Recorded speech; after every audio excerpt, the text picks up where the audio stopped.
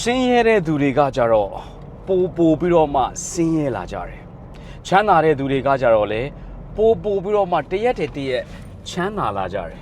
ဘာကြောင့်မလို့ထင်ပါတယ်အဖြေကတော့ very clear ပါအရင်ရှင်းပါတယ်ဆင်းရဲတဲ့သူတွေကကြတော့ဘာအကြောင်းတွေတွေးလဲဆိုတော့အစင်မပြေတာတွေမရှိတာတွေမလုံနိုင်တာတွေကန့်သက်ထားတဲ့အရာတွေအန္တရာယ်ရှိတာတွေဒီအရာတွေအကြောင်းပဲဆက်တိုက်တွေးနေတာချမ်းသာတဲ့သူတွေကြတော့ကြွယ်ဝမှုတွေအကြောင်းတွေးတယ်သူတို့လုံနိုင်ခြေတွေအကြောင်းတောက်လျှောက်တွေးနေတယ်ပိုတိုးတက်ကြီးထွားလာအောင်တွေးတယ်အဲ့ဒီဟာမှကွာသွားတာအဲ့တော့အခုဒီဗီဒီယိုကြည့်နေတယ်ကျွန်တော်လူငယ်တွေမိတ်ဆွေတွေလည်းအခုနေတိုင်းဘာတွေတွေးနေလဲအန်ဒီတွေတွေးနေရလားဆုံရှုံမှုအကြောင်းတွေတွေးနေရလားဆင်းရဲခြင်းတွေတွေးနေရလားအဲ့ဒါဆိုလို့ရှိရင်တော့တစ်ခုလုံးဘာလို့ရမှာလဲဆိုတော့ကျွန်တော်တို့ law of substitution လို့ခေါ်တဲ့အစားထိုးခြင်းနည်းရမှာကိုသုံးကြည့်ဘလို့အစားထိုးခြင်းနည်းရမှာလဲဆိုတော့ခုနကကျွန်တော်ပြောတဲ့ကိုကနေတိုင်းအစင်မပြေမှုတွေအားနည်းမှုတွေမရှိတာတွေဆုံရှုံမှုတွေအကြောင်းမတွေးတော့ဘဲနဲ့ခုနကကျွန်တော်ပြောတဲ့ wealth တို့ affluence တို့ချမ်းသာကြွယ်ဝမှုတို့အောင်မြင်ခြင်းတို့ငွေတွေရှိရတို့ရပြီးနေပြီးတို့ကိုဘဝလုံးဝကိုตายရတယ်လို့ပဲချိန်ပြီးတွေးကြည့်ကြမှာဒါကိုကျွန်တော်တို့ခေါ်တာ law of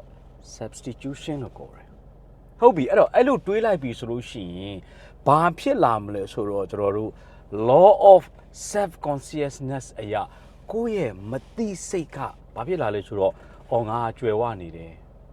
ငါအဆင်ပြေနေတယ်ငါဟာအောင်မြင်နေတယ်ငါမှာလှုပ်ရှားတွေအများကြီးရှိနေတယ်ငါသိထားတဲ့အရာတွေအများကြီးရှိနေတယ်ငါမှာ resource တွေအများကြီးရှိနေတယ်ဆိုပြီးတော့မှကိုယ့်ရဲ့မသိစိတ်ကသိလာနိုင်မယ်အဲ့လိုသိလာပြီဆိုလို့ရှိရင်ကျွန်တော်တို့ဘာဖြစ်လာမလဲဆိုတော့ကျွန်တော်ခေါ်တာ problem center အစား solution center ဖြစ်လာလိမ့်မယ်ပြဿနာပေါ်မှာအခြေခံတဲ့အတွေးတွေအစား